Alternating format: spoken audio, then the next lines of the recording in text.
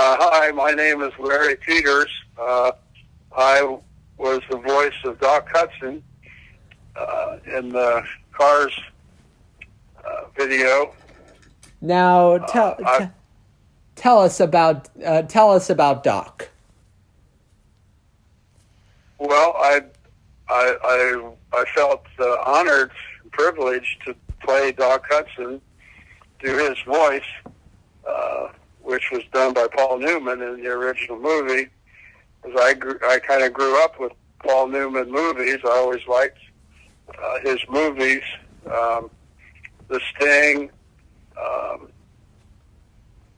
Butch Cassidy and the Sundance Kid, a lot of Paul Newman movies. So I liked him. So I felt honored to be chosen to do his voice. Mm. And what kind of car is Doc Hudson? It's a Hudson. There was a car. In fact, when I was younger, the Hudson was a popular car. People lived 2 doors down from where I grew up had a Hudson. The exact same kind of Hudson Hornet? Yes, the Hudson Hornet. Mm-hmm. Yeah, the fabulous Hudson Hornet. But, so, what would you say is, the best thing about playing Doc? Well, I was probably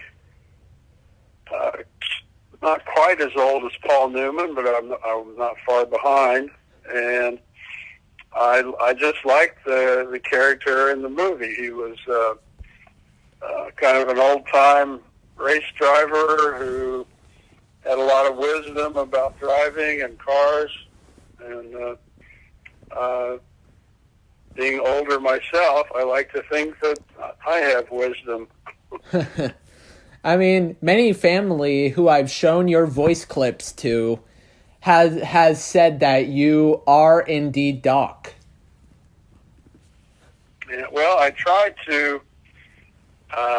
I'm not somebody who does impersonations, but I tried as much as possible to use voice inflections that I thought might be somewhat similar to Paul Newman. The only real element of Paul's voice that many people have said you should try in the future if I ever need any other Doc stuff is because, he smoked a lot. He had texture to his voice. He had... Well, he was a professional actor. He's probably better at using his voice than I am. Yeah. I mean, like... So I had to... he was probably just being natural, and I had to sort of act at being Paul Newman.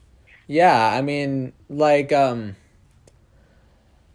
how old would you say Doc is in the movie? I have a feeling he's probably in at least his 60s. Oh, I bet he's in his 70s. Yeah, although we don't really know if cars age like we do. No, I don't remember how long ago was that movie Cars originally done. It was released in 2006. Okay.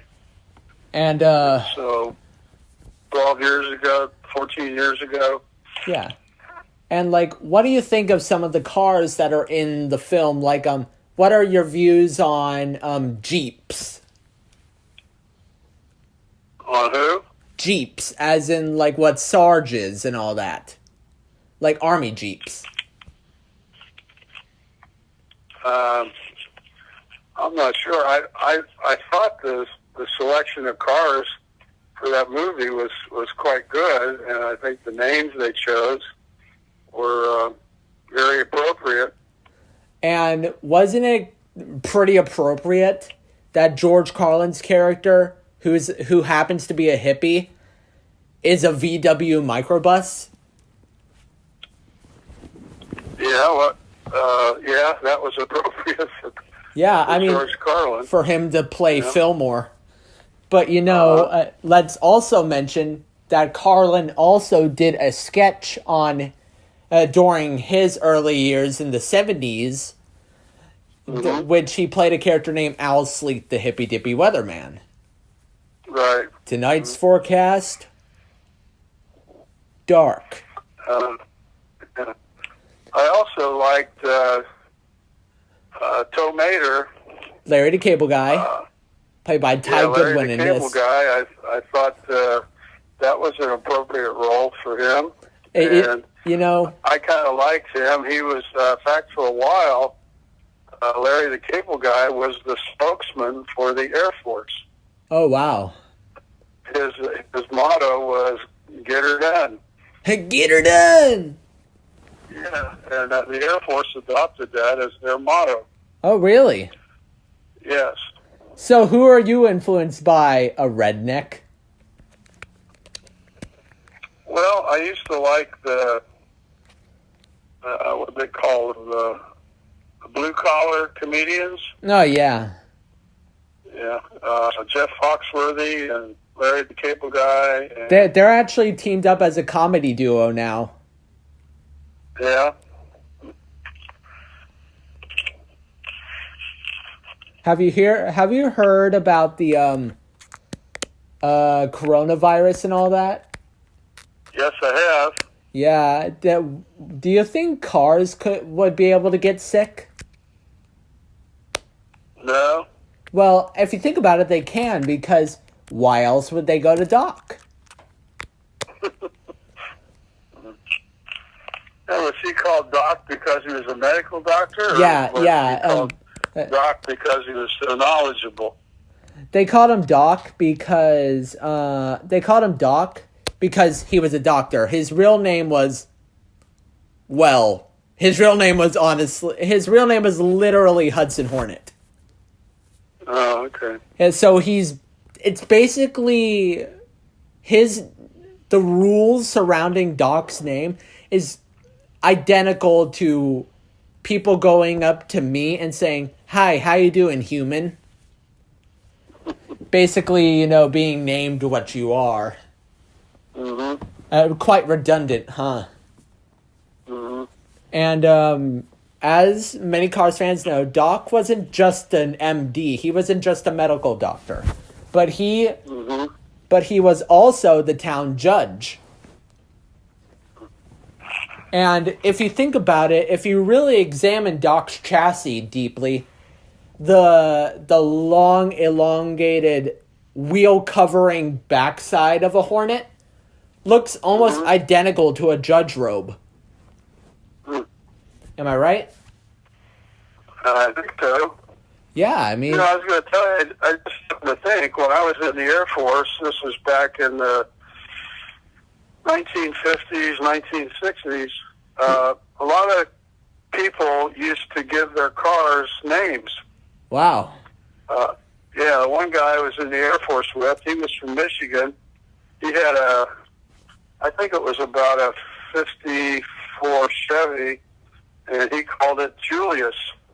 Like Julius Caesar? Yes. Mm-hmm. Wow. I am not surprised. What you call it? Oh yeah. Paul Newman died, so equals that Doc Hudson died. Do you think, in your opinion, that was an honorable thing for them to do for the character? I think it was, yes. Yeah. I don't think anybody else could be Paul Newman. I agree. But they didn't have anybody else do Doc Hudson. I can't really see anyone as Doc anyway. No. Because, Doc had that kind of... Well, Paul gave Doc a very great voice. Mm-hmm. It just had a ring to it that made people like him. Mm-hmm. And I'm like, whoa, this dude he's great. Doc definitely is a great character. Yeah. And I like the fact that he was respected for his wisdom about cars and racing and just social interactions too. He knew how you should get along with other cars or other people. But yeah, I mean, I agree. Paul really did give Doc a legacy. Mm-hmm. I mean, the fabulous Doc Hudson sure is great. Mm-hmm. Yeah. But anyway, yeah. I think you picked a good movie to do this project. Yeah. For. I say that the best thing to deal with when it comes to cars is the lesson that it taught us. In which what I'm talking about is it's not about the journey. It's not about the destination. It's about the journey. Mm-hmm. Words right. Well said. Yeah. And, life has a way of, viewing itself that it kind of, how should I put it? It had a way of saying, hey, look, it's a Pixar movie. I might as well love it. Mm-hmm. Right? Right. But anyway, before we end this interview, what do you have any last things you want to say about the Fabulous Hudson Hornet number 51? Well, I'm glad that Paul Newman and Doc Hudson were around at the time that movie was made. Mm-hmm. It's sad that they passed away, but I think that movie will be an honorable remembrance of Paul Newman and the Hudson Hornet. Yeah. Well, anyway, give us your sign off. Oh, wait. Do the Doc Hudson voice for us.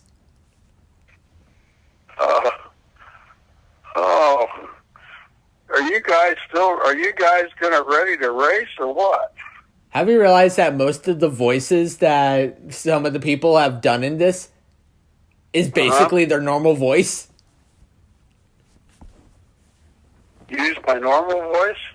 No. What I'm saying is that I've noticed through this kind of through this project that the people who voice these characters, the voice that they use for it is their own voice, though it sounds somewhat similar, so I'm not complaining. Okay. Well, anyway, give us your sign off. Okay. Well, happy trails. Make sure to turn right to go left if you know what I'm talking about. All right. Okay. We got some deer out here in the backyard right now. Oh, dear. Mm-hmm. Wow.